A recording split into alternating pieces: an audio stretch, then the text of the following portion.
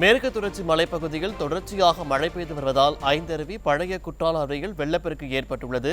மேலும் பழைய குற்றாலத்தில் திடீரென்று ஏற்பட்ட வெள்ளப்பெருக்கில் சிக்கி இளைஞர் அடித்து செல்லப்பட்டதாக தகவல் வெளியாகி இருக்கிறது. கூடுதல் விவரங்களை செய்தியாளர் மாரிமுத்து வழங்க இருக்கலாம். மாரிமுத்து, வணக்கம். விவரங்களை பதிவு பண்ணலாம்.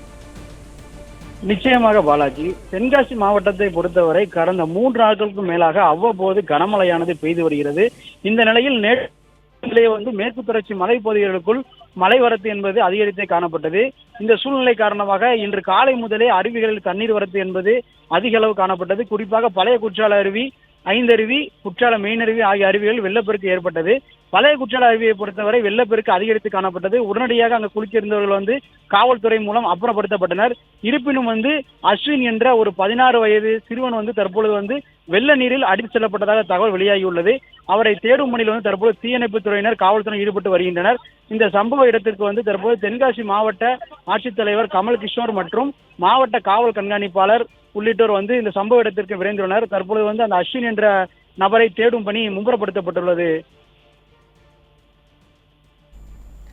விவரங்களுக்கு நன்றி மாரிமுத்து.